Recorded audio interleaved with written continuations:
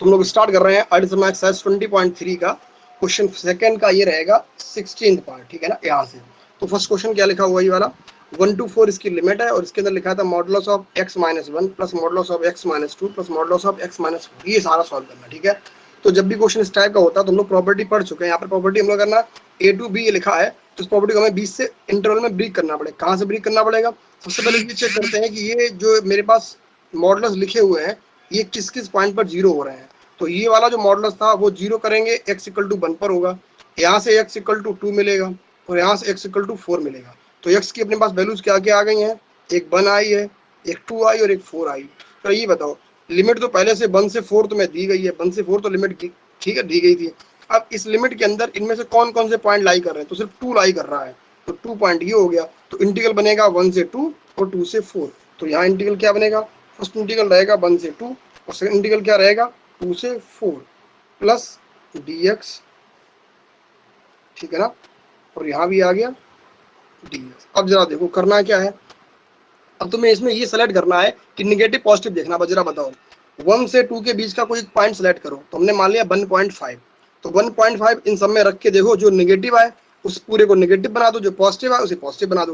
तो अगर इन दोनों के बीच का पॉइंट 1.5 आएगा, ठीक है, तो 1.5 अगर यहाँ रखेंगे तो ये पॉजिटिव बचेगा, मतलब इसे x माइनस 1 लिख लो। और जब 1.5 यहाँ रखोगे तो ये निगेटिव बचेगा, निगेटिव बचेगा मतलब इसे लिखना क्या, इसे ऐसे लिखना है हम लोग को x माइनस 2। तो ये हो जाएगा माइनस का x प्लस का 2। यहाँ क्या लिखेंगे माइनस का x प्लस का 2, ये बात समझ में आनी चाहिए, ठीक है ना। प्लस का 2 लिखा हुआ ये। फिर जब 1.5 यहाँ रखोगे तो ये भी निगेटिव आएगा, निगेटिव आएगा मतलब क्या हो गया माइनस का x आएगा और प्लस का हो जाएगा 4। निगेटिव का मतलब ये हुआ, तो माइनस का आएगा x और प्लस का हो गया 4। तो ये वाला फंक्शन हम लोगों ने बना लिया। अब बात करते हैं 2 से 4। तो 2 से 4 के बीच का अगर हमें कोई पॉइंट देखना हो तो 3 देख लेते हैं। तो 3 जब यहाँ रखेंगे तो पॉजिटिव आंसर मिलेगा, मतलब ये x माइनस 1 रहेगा। जब 3 यहाँ रखेंगे तो यही पॉजिटिव आएगा, तो यहाँ क्या हो जाएगा प्लस का x माइनस 2 हो गया। और जब 3 यहाँ रखोगे तो ये आंसर नेगेटिव देगा, नेगेटिव देगा मतलब इसके बाहर नेगेटिव लगाना पड़ेगा, तो ये हो जाएगा माइनस का x और प्लस का हो गया 4। जरा बताओ इन दोनों फंक्शंस पे कोई डाउट तो नहीं है कि कैसे बनाया हमने इन्हें?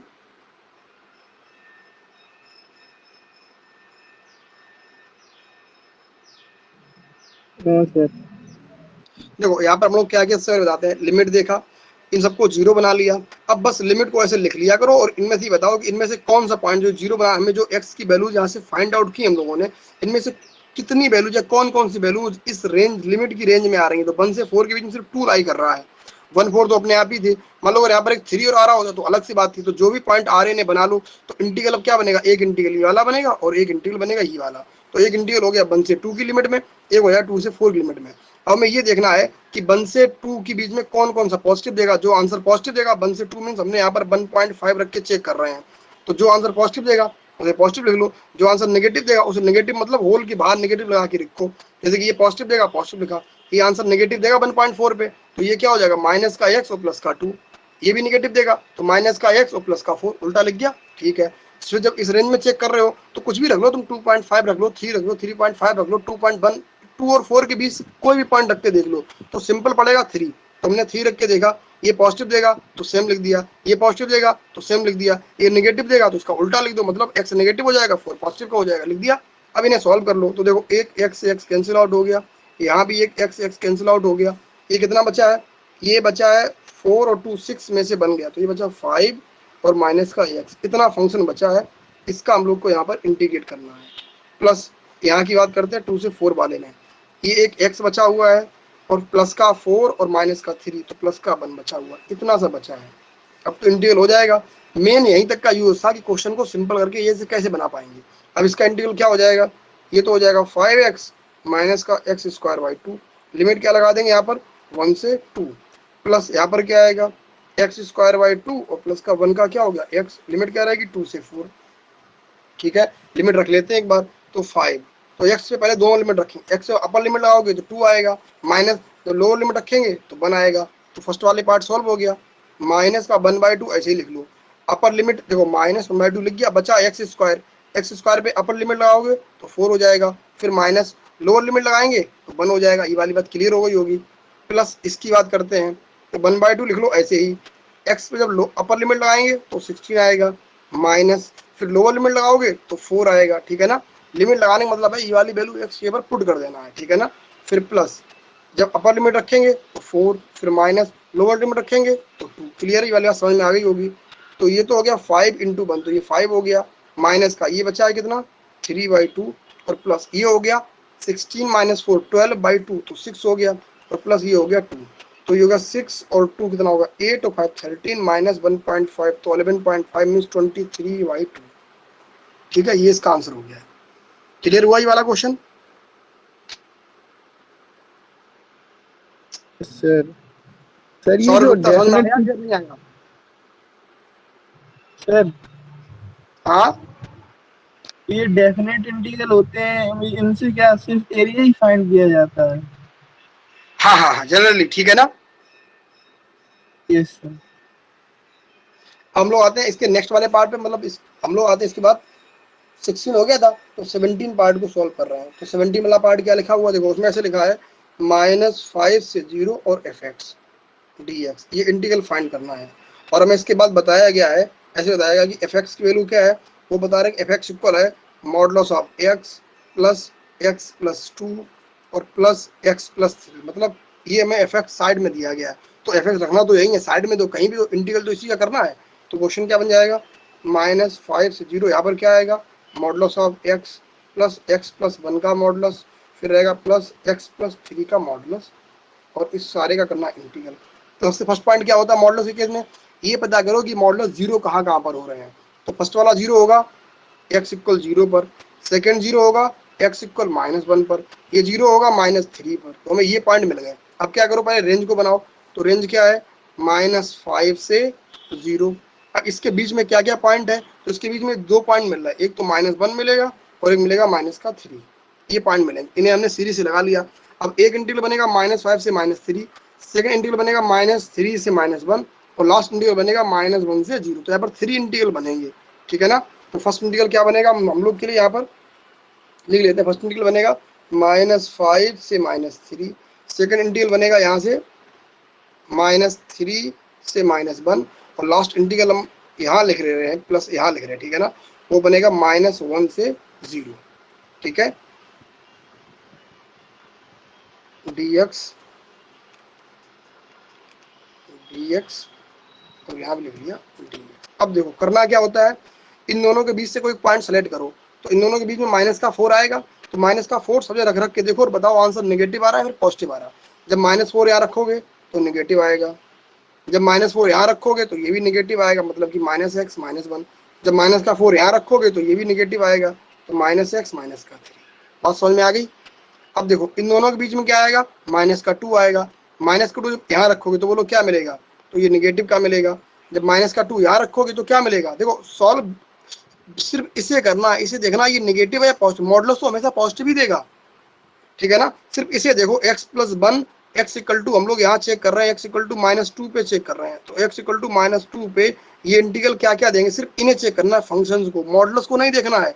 मॉडुलस तो आंसर हमेशा पॉजिटिव ही देगा, तो हम लोग जानेंगे कैसे नेगेटिव है कि पॉजिटिव है, सिर्फ जो उसके अंदर लिखा उसे चेक करना है, ठीक है ना, कि वो नेगेटिव है या फिर वो पॉजिटिव है। तो जब -2 यहाँ रखोगे तो ये माइनस का 1 बचे, मतलब ये नेगेटिव बच गया, तो ये नेगेटिव हो जाएगा पूरा, ठीक है। और जब -2 यहाँ रखोगे तो ये प्लस का 1 बचेगा, मतलब ये प्लस का बचा है, यहाँ पर क्या हो जाएगा, ये हो जाएगा +x और +3। समझ में आ गया? और इन दोनों के बीच में क्या आएगा, इन दोनों के बीच में हम लोग रख लेते हैं माइनस का 0.5, तो माइनस का 0.5 यहाँ रखोगे तो ये नेगेटिव रहेगा, माइनस का 0.5 जब यहाँ रखेंगे तो ये पॉजिटिव हो जाएगा, तो +x +1 हो गया। माइनस का 0.5 जब यहाँ रखेंगे यही पॉजिटिव बन जाएगा, तो +x और +3। अब बताओ समझ में आई वाली बात की नहीं आई?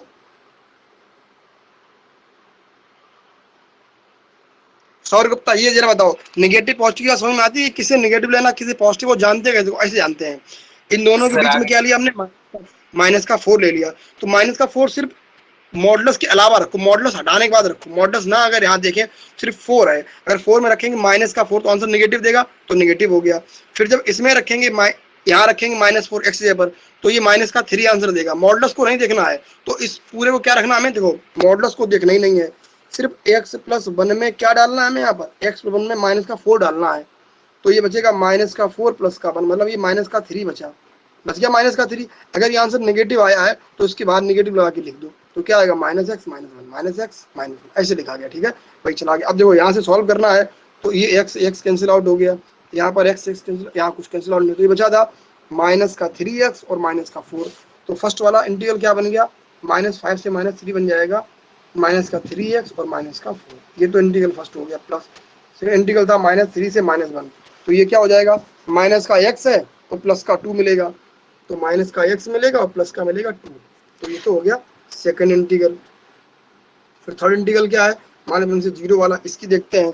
तो यहाँ पर एक x मिलेगा और प्लस का मिलेगा 4, तो यहाँ पर क्या आएगा x + 4। अब ये वाला इंटीग्रल तो कर पाएंगे सारे बच्चे, कर लेंगे इस इंटीग्रल को।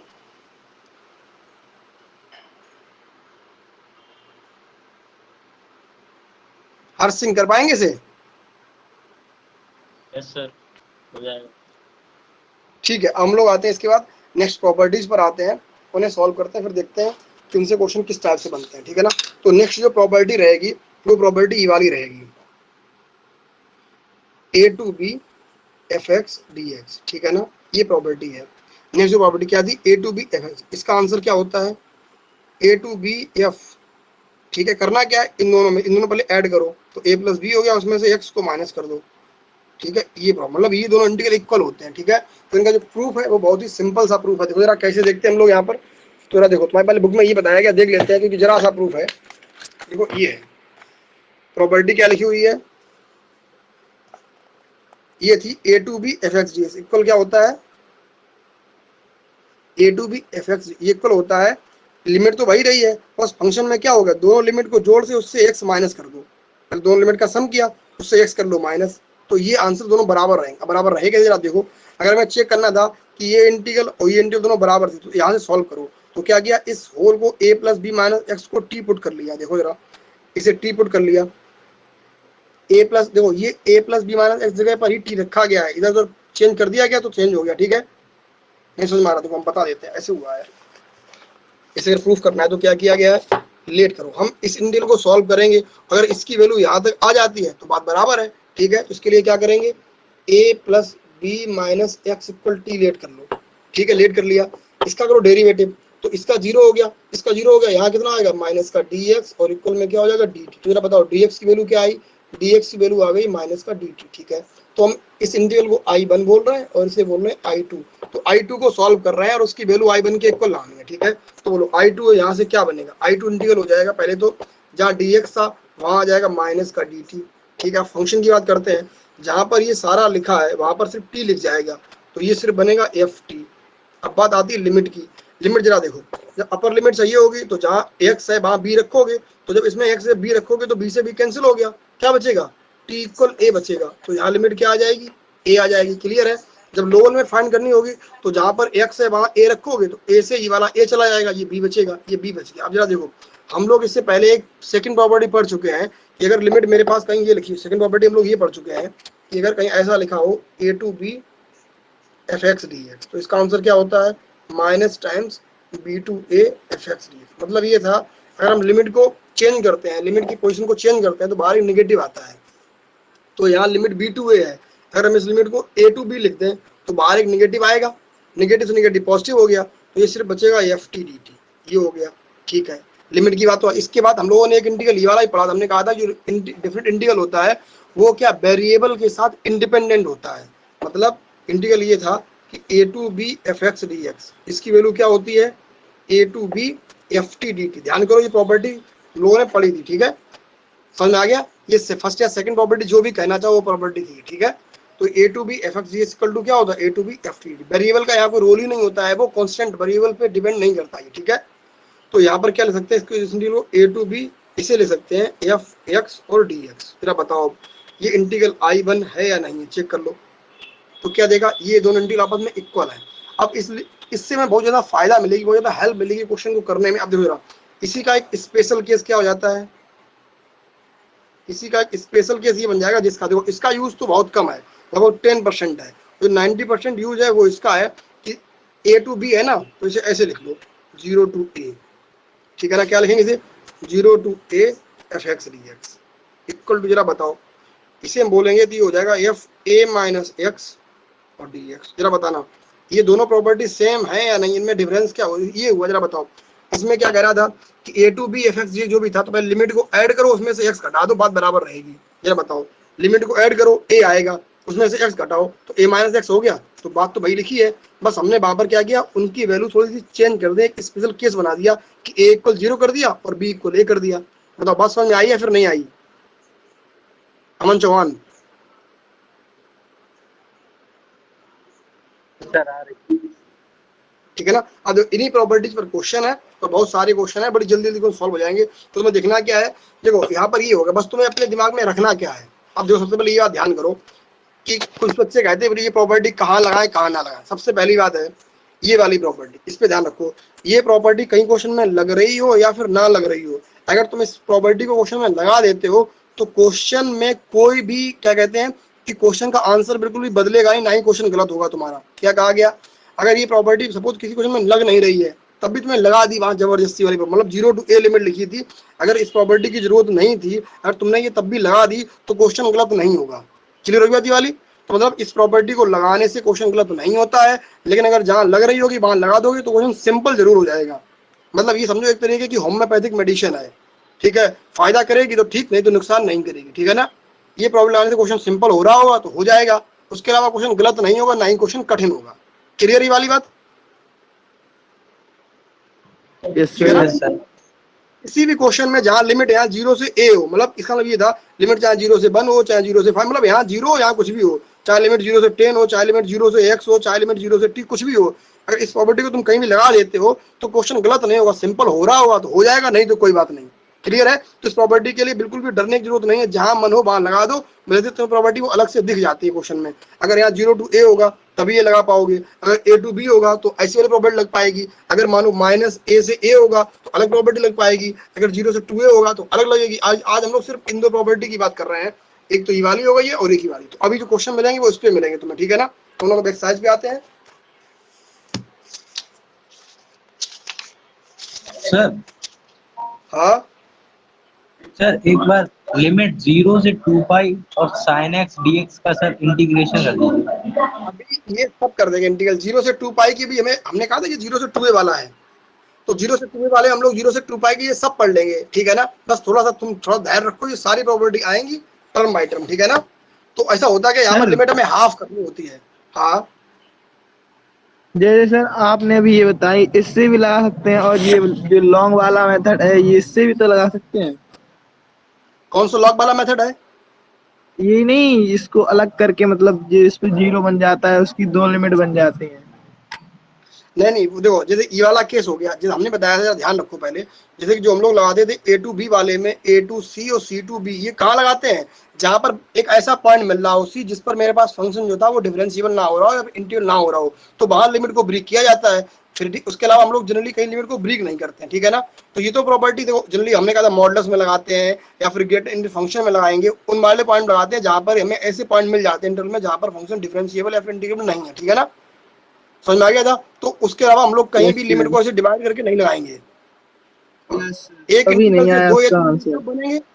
हाँ तो हमने इसको ब्रेक कर दिया तभी नहीं आया उसका आंसर। हाँ ठीक है ना। तो हम बताएंगे वो चीजें कहाँ कहाँ होती, पहले जो बता रहे उसको ध्यान देते रहो, क्योंकि बहुत सी चीजें अभी सीखनी है तुम लोग को, ठीक है ना। तुम लोग देखो इस वाली प्रॉपर्टी पे क्वेश्चन नंबर 3 से स्टार्ट हो रहे हैं, 3 से लेकर के जो भी क्वेश्चन जा रहे हैं जहाँ 0 to a 0 to a 0 to लिखा हुआ है, कुल मिला के तुम्हारे पास बुक में जो क्वेश्चन लिखे हुए हैं ये बता रहे हैं तुम्हें क्वेश्चन नंबर 22 तक। तो 3 से लेकर के 22 तक के क्वेश्चन प्रॉपर्टी इससे लगेंगे। 0 to a fx dx equal क्या होता है 0 to a f a minus x into D x, ठीक है। इसका प्रूफ तो देख चुके हैं, मैंने बता भी दिया था, इसे अपने आप नोट कर लो, ये होम्योपैथिक तुम रूल लिख लो, थ्योरम कुछ भी लिख लो, इसे लगाने से क्वेश्चन गलत नहीं होगा, अगर सही हो रहा होगा तो मतलब सिंपल हो रहा होगा तो हो जाएगा, अदरवाइज गलत नहीं होगा, ठीक है ना। ये किसी भी क्वेश्चन में लगा दो जहाँ 0 to a लिखा हुआ है, क्वेश्चन सिंपल हो रहा होगा तो हो जाएगा, अदरवाइज गलत नहीं होगा, ठीक है ना। ना ही कुछ भी इफेक्ट होता है इस वाली प्रॉपर्टी से क्वेश्चन पे, मतलब क्वेश्चन की सेहत नहीं बिगड़ती है। क्वेश्चन नंबर 3 पे आते हैं हम लोग, देखते हैं क्या लिखा। आई इक्वल क्वेश्चन ये लिखा है 0 से π/2 और 1 बाई क्या लिखा था 1 + 10 है, थोड़ा ध्यान देना। और तुम्हें बता भी दें जैसे कि क्वेश्चन नंबर 3, 4, 5, 6, 7, 8, 9 तक के सारे क्वेश्चंस का आंसर चेक कर लो, π/4 है। और ये तुम लोग क्या करोगे, अगर अभी एक बार क्वेश्चन लगा लोगे ये वाले तो अपने आप तुम्हें भी याद हो जाएंगे और जान जाओगे π/4 आंसर क्यों आ रहा है, ठीक है ना। ये बात हम लोग ध्यान देते हैं। अभी पहले एक बार एक क्वेश्चन लगाओगे फिर तुम्हें समझ में आएगा कि ऐसा हो क्यों रहा है। तो स्टेप बन क्या थी, पहले इसे साइन कॉज में कन्वर्ट कर लो। तो यार देखो हम डायरेक्ट इतना लिख रहे हैं, बताना किसी के समझ में आया था। जब यहाँ पर साइन बाई कॉज लिखेंगे तो 1 प्लस साइन एक्स डिवाइड में क्या आएगा यहाँ पर कॉज एक्स और ये डी एक्स। फिर इसका लेंगे एलसीएम, एलसीएम बाद क्या हो जाएगा 0 से π/2, ये आई लिखा हुआ है। तो कॉज एक्स तो आ जाएगा न्यूमरेटर में, डिनोमिनेटर में हो जाएगा ये cause x plus sine x. यहाँ तक की बात बन गई। अब क्वेश्चन लगाना स्टार्ट करते हैं। जब इतना हो गया तो ये सब है तो आई इक्वली, यहाँ पर हम लोग प्रॉपर्टी यूज करते हैं 0 to a fx dx वाली। बोलो क्या कहता है वो, कि जहाँ पर भी x लिखा हो वहाँ a माइनस एक्स लिख सकते हैं, बात बराबर रहेगी। तो जहाँ जहाँ x लिखा वहाँ क्या लिख दो a माइनस एक्स, a का मतलब कितना π/2। तो जहाँ जहाँ भी x है वहाँ क्या आ जाएगा π/2 माइनस एक्स हो जाएगा। प्रॉपर्टी क्या हो जाएगी 0 से π/2, ये हो जाएगा cos π/2 माइनस एक्स, यहाँ पर क्या हो जाएगा cos π/2 माइनस एक्स, और यहाँ पर हो जाएगा साइन π/2 माइनस एक्स और dx। ये बात बन जाएगी। बात समझ में आएगी या फिर नहीं आई, समझ में आ गई। क्योंकि ये दोनों इंटीग्रल बराबर होते हैं, चाहे यहाँ पर x लिखो या फिर a माइनस एक्स लिखो, क्वेश्चन पे फर्क नहीं पड़ता, हम लोग देख चुके हैं तो भाई कर दिया यहाँ पर। अब देखो इससे हुआ क्या है, क्वेश्चन इजी इसलिए हो गया, लिमिट तो वही रही, लास्ट में dx भी वही रहा, यहाँ पर बन जाएगा साइन एक्स और इसका डिनोमिनेटर बदला नहीं। देखो ये साइन है ये कॉज है, तो कुल मिला के अगर हम इसे cause x plus sine x लिख दें तो क्या कुछ गलत लिख रहे हैं। देखो ये कॉज एक्स है और ये साइन एक्स है, क्योंकि कॉज प्लस साइन यहाँ सामने भाई यहाँ लिख दिया, बात बराबर रही। अब जरा बताओ, इसे लिख दो इक्वेशन 1 और इसे लिख दो इक्वेशन 2, दोनों को ऐड करो। तो इधर ऐड करेंगे तो यहाँ कितना हो जाएगा i प्लस आई, यहाँ हो गया 2i। ठीक है, देखो दोनों इंटीग्रल को ऐड करने पर लिमिट वही है, dx वही है, दोनों का एलसीएम वही है cos x plus sine x. Numerator में क्या आ जाएगा ऊपर cos x plus sine x आ जाएगा। बोलो आएगा या फिर नहीं आएगा।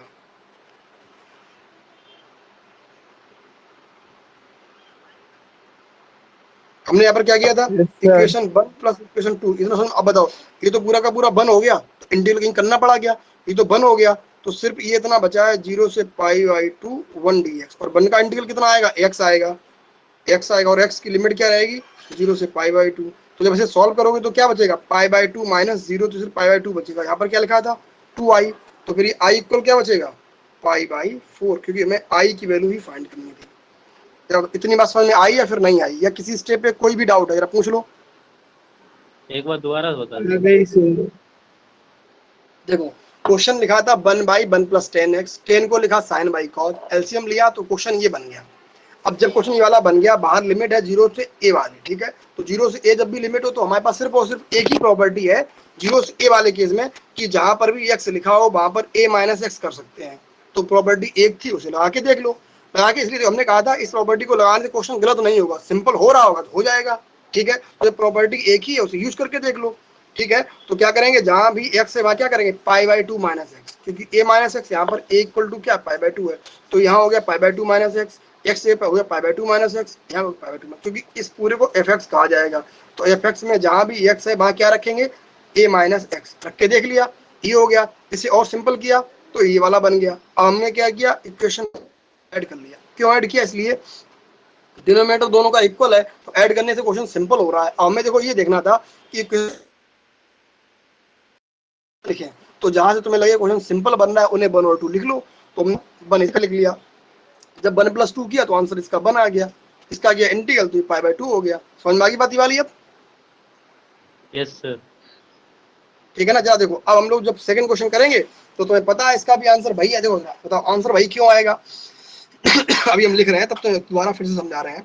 तो क्वेश्चन नंबर 4 की बात करते हैं। आई इक्वल क्या लिखा है 0 से π/2 1/1 प्लस कॉट एक्स लिखा। जरा बताओ ध्यान करो, कॉट को साइन कॉज में ब्रेक करेंगे, ऊपर साइन आ जाएगा, यहाँ कॉट प्लस साइन बचेगा। तो जब हम लोग 0 to a की प्रॉपर्टी लगाएंगे ये वाला पूरा 1 हो जाएगा, यहाँ बचेगा 2i ऐड करने पर। फिर जब यहाँ सॉल्व करेंगे तो π/2 आएगा, तो यहाँ रहेगा π/2 और यहाँ रहेगा 2i, तो i इक्वल क्या है π/4 हो गया आंसर। ऐसे क्वेश्चन लगाया जाता है।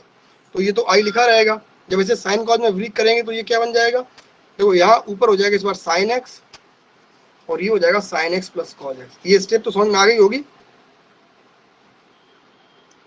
चेंज करने वाली साइन कॉज में। अब इसके बाद क्या करते हैं हम लोग, यहाँ से 0 to a की प्रॉपर्टी क्या होती है 0 to a fx dx equal to क्या हो जाएगा 0 to a f a minus x और dx। ये कन्वर्ट कर लेना है। ठीक है, कन्वर्ट करके देखते हैं तो 0 to a जरा बताओ, 0 to a मीन्स यहाँ पर कितना रहेगा, π/2 रहेगा। तो ये हो जाएगा साइन, तो इतना लिखना पड़ रहा है हमें साइन π/2 माइनस, तुम लोग चाहो डायरेक्ट यहाँ पर cos x, इतना लिखने के बाद डायरेक्ट यहाँ पर cos x लिख सकते हो, जानते हो cos x बन जाएगा। तो यहाँ पर क्या हो जाएगा π/2 माइनस एक्स, और प्लस cos में क्या हो जाएगा y/2 माइनस एक्स, और ये हो गया dx। ये भी सब आई ही चल रहा है।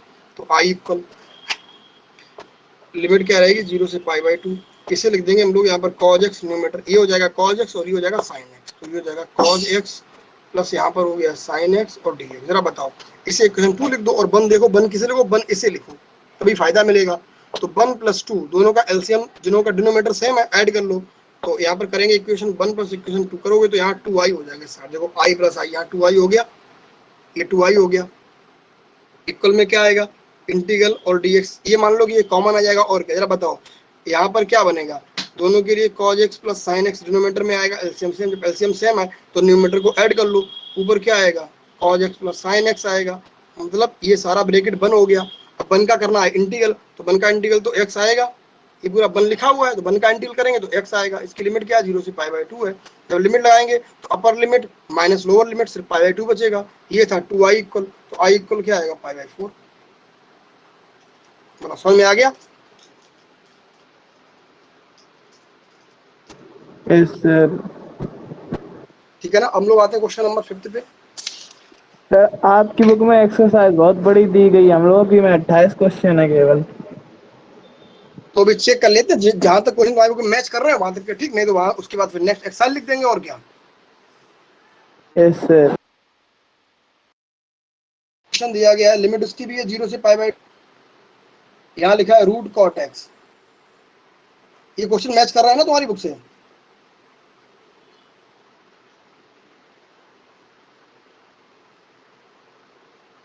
ये क्वेश्चन लिखा हुआ है, ठीक है।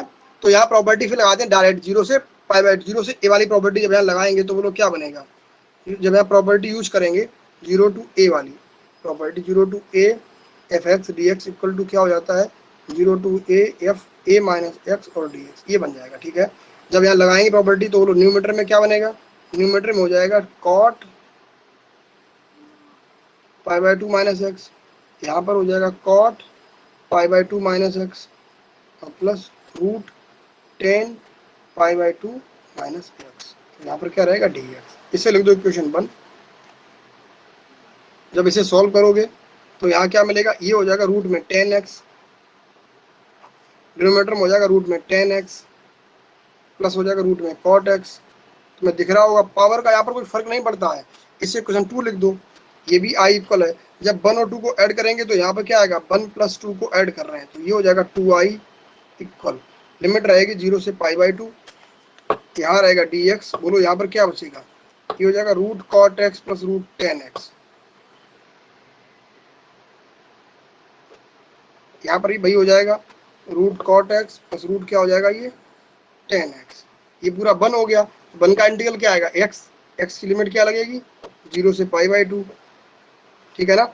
अब बताओ π/2 इसका सिर्फ आंसर आएगा यहाँ से, ये हो गया 2i, तो i इक्वल ये भी क्या बन गया π/4। बोलो कोई प्रॉब्लम तो नहीं होगा समझने में या करने में।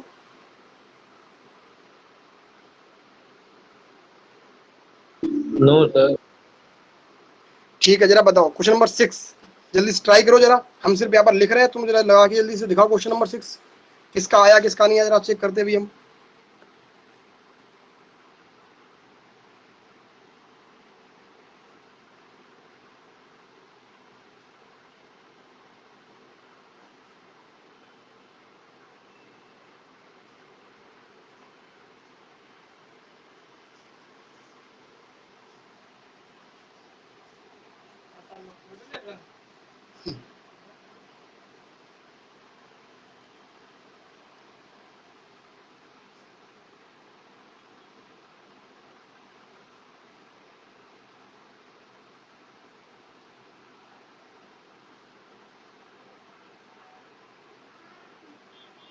आया किसी का आंसर?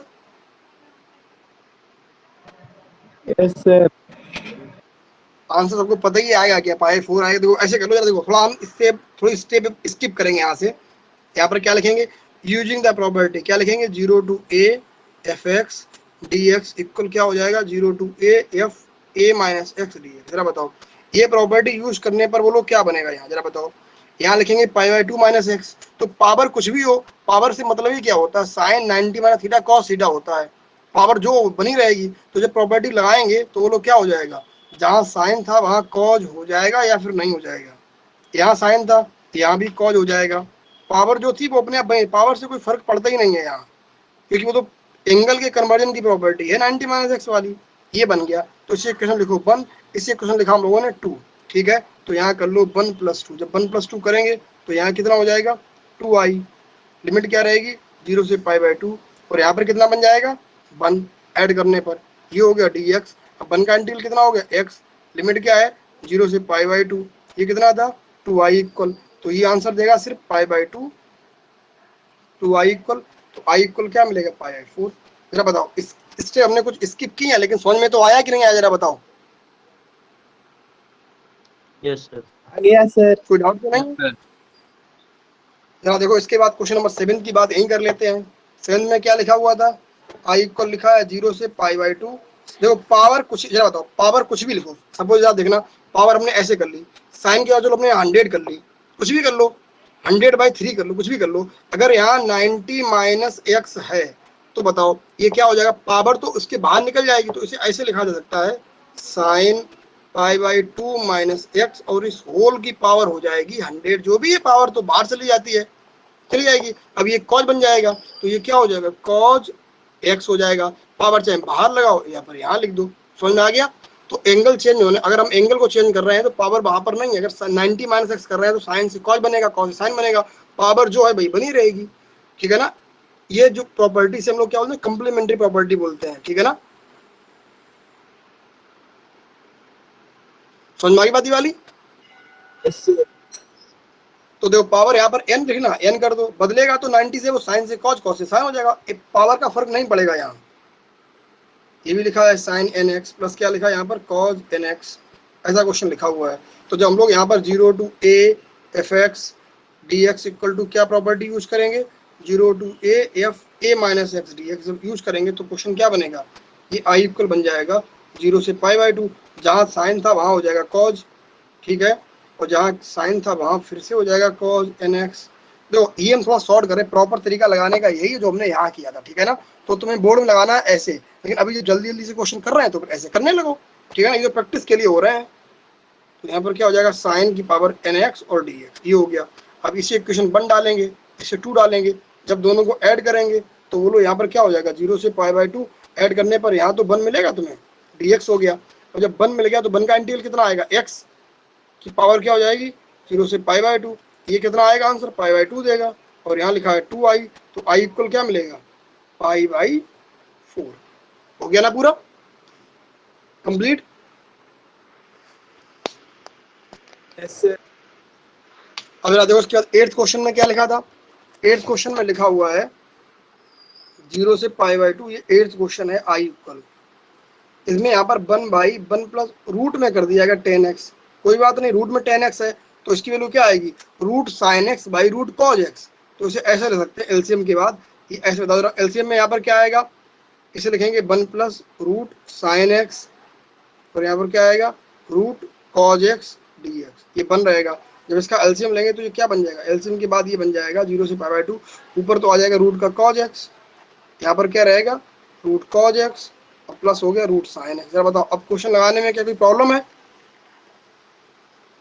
अब जब 0 to a वाली प्रॉपर्टी लगाएंगे तो यहाँ हो जाएगा रूट साइन एक्स, ये रूट साइन एक्स, ये रूट कॉज एक्स, दोनों को ऐड करेंगे तो 1 आएगा, 1 से पाई बाई 2 आएगा, यहाँ हो जाएगा 2i, आंसर आ गया।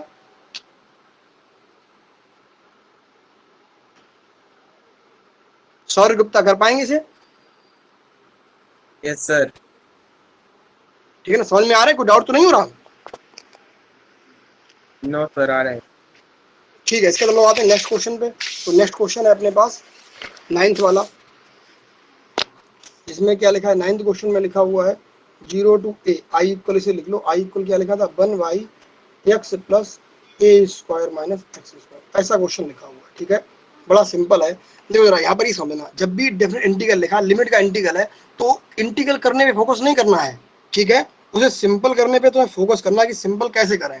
तो जब ये इंटीग्रल आ गया तो इसे डायरेक्ट तो करना है नहीं, तो सबसे पहले देखो यहाँ पर प्रॉपर्टी लग रही, तो प्रॉपर्टी अभी कोई यूज नहीं हो पा रही है सिंपल तरीके से। तो सबसे पहले इसे छोटा करने के लिए ये है कि यहाँ पर जो रूट में ये लिखा है इसे तो समझ में आ रहा होगा कि इस टाइप हम लोग सब्स्टिट्यूट में क्या करते हैं। जब भी लिखा होता है कहीं A square minus x square root में होता है, तो यहाँ पर एक्स इक्वल या तो ए साइन थीटा रख सकते हैं या फिर ए कॉस थीटा रख सकते हैं, ठीक है ना। ये दो सब्स्टिट्यूट यहाँ पर लगा ही सकते हैं।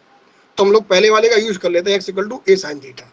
ये रखने से इंटीग्रल सिंपल हो जाता है। हम लोग जानते हैं पहले से ये वाली बात कि ये अगर मान लो ऐसा लिखा होता है कहीं A square plus x square, तो बोलो यहाँ पर क्या रखते हैं हम लोग, यहाँ पर एक्स इक्वल टू रखते ए टेन थीटा, ठीक है ना, या फिर ए कॉट थीटा, ये पहले से पता है।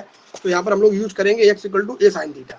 तो यहाँ डी एक्स फाइंड करो, तो डी एक्स इक्वल टू क्या आएगा, ए कॉस थीटा डी थीटा।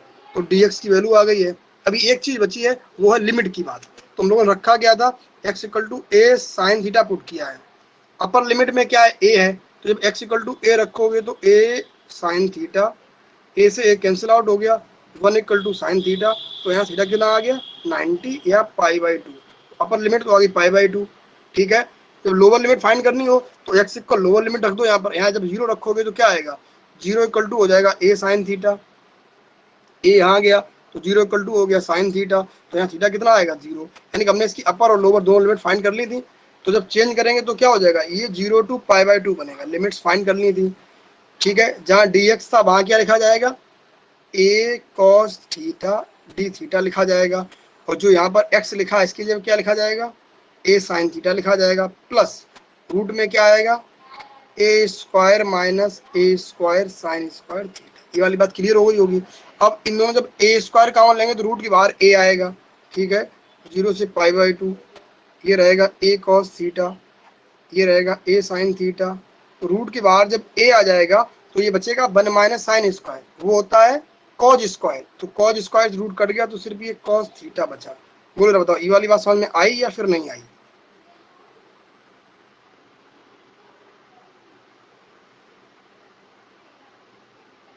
आगे से हर्षवर्धन आ गई। अब देखो सब जगह से ए से ए कैंसिल आउट हो जाएगा।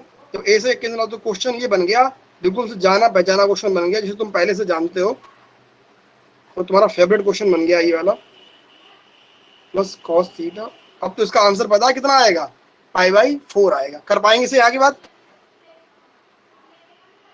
तो इसे लिख लो इक्वेशन 1। फिर क्या बनाएंगे, प्रॉपर्टी यूज करेंगे। क्या यूज करेंगे, 0 to a f x d x equal to क्या हो जाएगा, 0 to a f a minus x d x using the property. तो क्वेश्चन क्या बनेगा, 0 से पाई/2, यहाँ पर बन जाएगा साइन थीटा, यहाँ पर क्या बन जाएगा कॉस थीटा, और यहाँ पर क्या बन जाएगा साइन थीटा डी थीटा। इसे इक्वेशन 2 लिख लिया। जब 1 2 को ऐड करेंगे, इक्वेशन 1 + 2 करेंगे, ठीक है, तो इधर क्या हो जाएगा 2i इक्वल 0 से पाई/2, और यहाँ ब्रैकेट में क्या बन जाएगा, पूरा का पूरा 1 बन जाएगा। क्योंकि देखो जरा जो डिनोमिनेटर में है वही हो जाएगा न्यूमरेटर में, ठीक है, पूरा पूरा 1 बन गया। अब 1 का आंसर कितना, ये डी थीटा लिखा हुआ है, तो 1 का आंसर कितना आएगा, यहाँ से आएगा डेरिवेटिव करेंगे, इंटीग्रल थीटा आएगा। लिमिट क्या है इसकी, 0 से पाई/2, तो यहाँ पर सिर्फ बचेगा पाई/2 और यहाँ पर है 2i, तो i इक्वल क्या आएगा पाई/4। समझ में आया या फिर नहीं आया जरा बताओ। इतना अच्छा सा क्वेश्चन था। आ गया सर। ठीक है ना। तो क्वेश्चन नंबर 10 टिक कर लो, बड़ा अच्छा सा क्वेश्चन है। 10th और 11th दोनों क्वेश्चन एक टाइप के ही हैं, हम लोग दोनों क्वेश्चन ट्राई कर रहे हैं 1 बाय 1। तो क्वेश्चन नंबर 10th की पहले बात करते हैं। क्वेश्चन नंबर 10th क्या लिखा हुआ है, i equal 0 to infinity log x, और यहाँ पर लिखा 1 + x²। तो देखो अब हिंट सारी क्वेश्चन में ही होती हैं। देखो सिंपल तरीके से सॉल्व कर नहीं सकते, डायरेक्ट इंटीग्रल करने लगोगे तो करना है नहीं।